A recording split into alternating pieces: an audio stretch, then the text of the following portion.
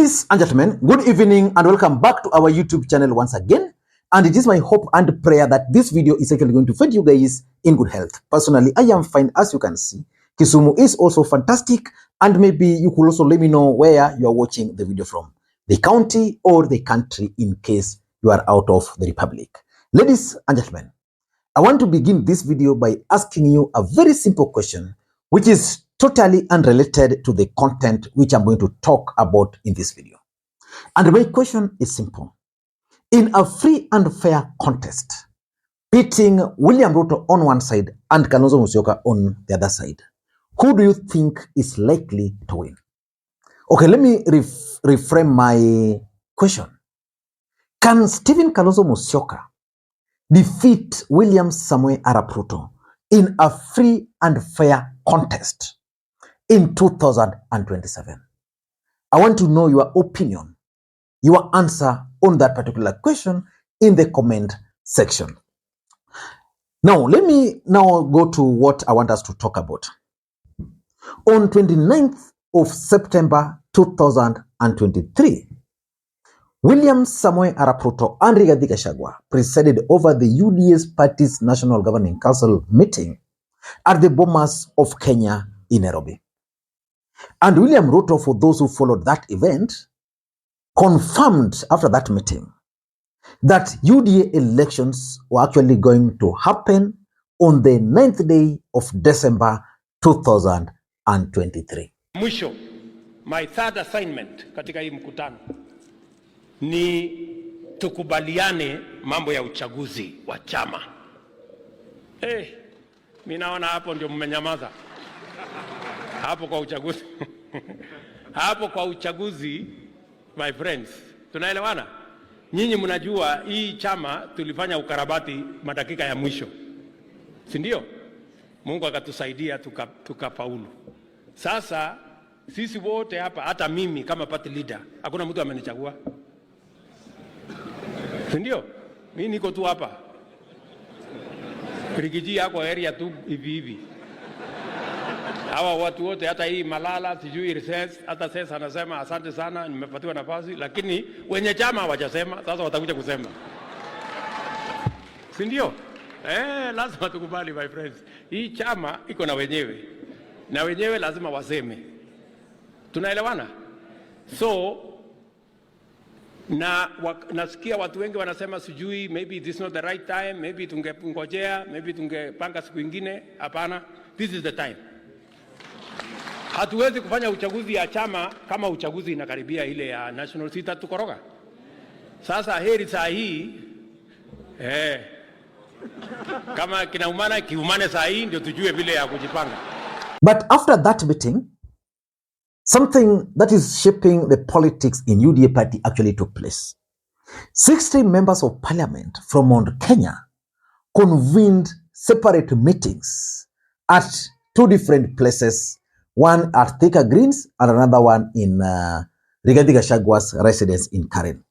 48 members of parliament convened or converged at Thika Greens, and then 12 from Kiambu met with Rigathi Gachagua. And the truth of the matter is that they discussed the position of Mount Kenya as far as Kenya Kwanza or UDA politics is concerned. So on Friday last week, 29 September, there was NDC for the UDA party. As usual, Kenyans didn't care if it was there or not. Kenyans didn't care. That is not the news. The news is after the NDC, 60 members of parliament from Mount Kenya region, they met at different locations. 12, they met at Karen, the deputy president residence. 48 of them, they met at Thika Greens Resort in Thika. Agenda was how they have been conned, underline the word conned, in the government that they formed and they had majority of shares. So they appointed some MPs, Gadhiru from Embakasi Central, Jane Kihara, and Peter Kihongia, I think from Kangema, to go to Meru and draft a proposal of how they feel they have been shortchanged by President William Samoei Ruto. They present it to Rigathi Gachagua, who will take it to William Samoei Ruto. And if William Samoei Ruto does not act, they will start sensitizing people in Mount Kenya that William Ruto has changed them. So when they will be coming to us in Mount Kenya, we will call them Togege. And yesterday, Rigathi Gachagua also attended another meeting at UDA party headquarters in the absence of William Samoei Arap Ruto. And of course, after that meeting, the Secretary General of the party confirmed that we are going to have the elections on the 9th day of December. But of course, William Ruto has also convened another crisis meeting on the 7th day of, on the 2nd day of November at the UDA party headquarters.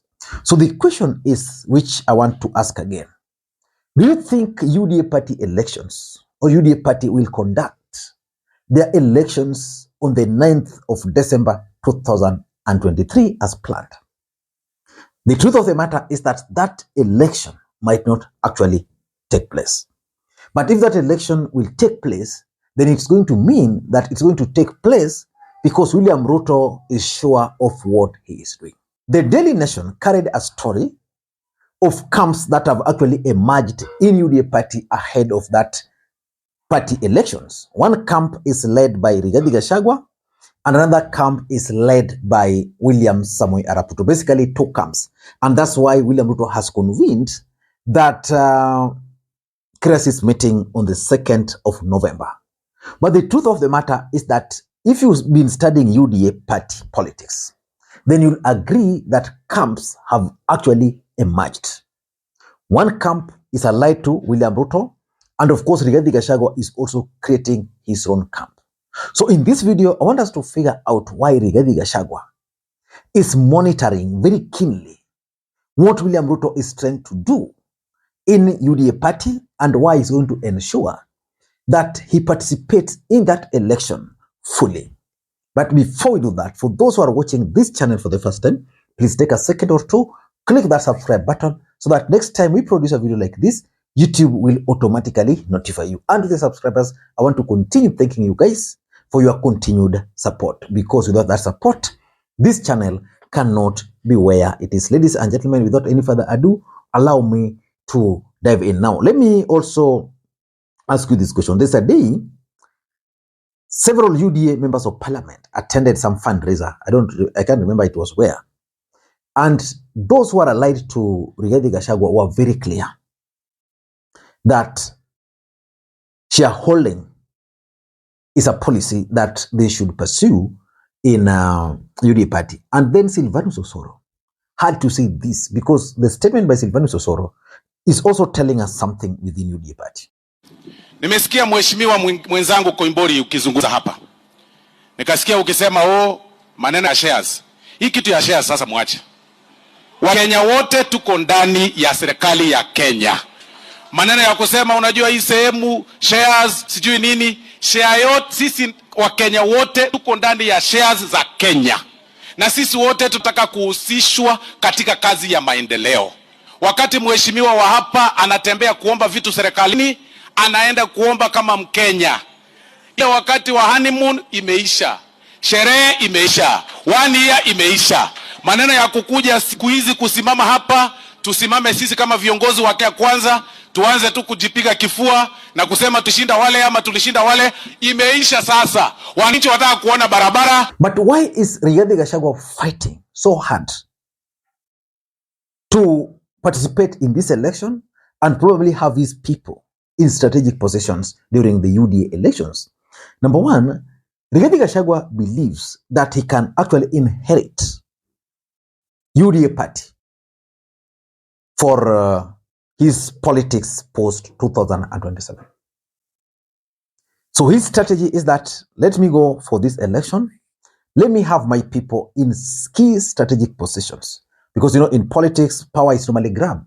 Power is not given. So he wants to try and grab by ensuring that his people are placed in strategic positions.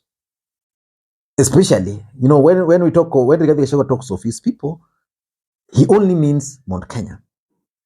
And the position Rigathi Gachagua is targeting is that of the SG. He believes that he can get that for one of his key allies. But the truth of the matter is that as things stands to be, There are camps in UDA party unknown to Gachagua. There's the one for Ruto, then there's the one for Gachagua. But if you leave that, there's the camp of original UDA people who believes that the interim officials were actually not the founding members of UDA party. People like Mbarire just came. They believe so.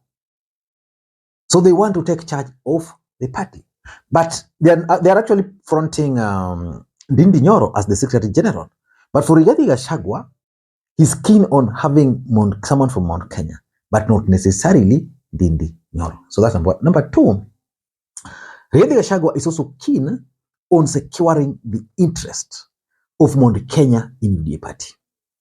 Because the fear is that William Ruto might actually take away that party from Mount Kenya if they are not careful. And that's why the governor for Nyeri has been very clear on this. Just listen to him. As a people, sisi wote tuko nyuma ya Rigathi Gachagua, and there are no two ways about that. Na kama community, because I believe I'm an elder in this community, nikiwa chairman wa magavana wote 10 wa mlima, kuanzia Meru, kwenda Nakuru, kwenda Embu, kuteremka Laikipia, kuja Nyeri, Murang'a, Kiambu na Kirinyaga iko hapa. We want to say in a very specific way that we are solidly behind President Dr. William Samoei Ruto, wakiwa na Mheshimiwa Rigathi Gachagua. We can see a joint ticket na tuko pale. Rigathi Gachagua believes that the mountain delivered the presidency to Ruto. And therefore, in everything, in every position, they should get 41%. So that if you are having national elections, then 41% of those positions should actually be reserved for the mountain. But while Rigathi Gachagua is doing that, unknown to him, William Ruto is keen on different strategies. William Ruto believes that the mountain might actually not vote for him the way they did. They will vote for him, but not the way they did. And therefore, he has to reach out to other regions.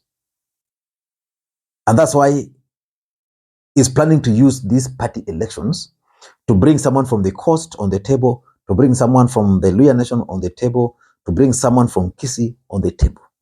That is where these guys are disagreeing. Because for Rigathi, 41% should come from Mount Kenya. And number 3, why Rigathi Gachagua is also keen is basically Musalia Mudavadi factor. You see, when Ruto appointed Malala as the SG of UDA party, most people interpreted it to mean that William Ruto was keen on handing over the party to Musalia Mudavadi by simply having his man there, because Malala was a Musalia Mudavadi guy. By having Malala there, if you were to give Cleophas Malala a pen and you have 2 choices, Mudavadi and Rigathi, and you ask him to pick one, will simply take that one of Mudavadi. So Rigathi Gachagua understands that, and that is his biggest fear, that if he's not careful, this party will go the other direction. But for Ruto, his strategy is simple. He needs the Western Kenya. If there's a voting bloc that William Ruto needs badly, it is that vote from Western Kenya. And lastly, Rigathi Gachagua is also worried about the 2027 politics. The running mate. Can he secure the running mate slot in 2027? Yes, he can still secure. Because if he got it against all odds, he can still secure it. But he can only secure it if he is fully in charge of UDA party. His officials are there, his people are there. You know, when you come to mountain, you can't go to mountain without Rigathi Gachagua. That is the only way he can secure that seat. And Rigathi Gachagua understands the threats which are there. For example, if Ndindi Nyoro were to be appointed as the SG of UDA party, they don't see eye to eye with Rigathi Gachagua, politically speaking. So it will be a challenge for Rigathi Gachagua, which means it can be dumped. I don't know what you think, but that's my take. Until next time, this is Lee Makwiny. Bye-bye.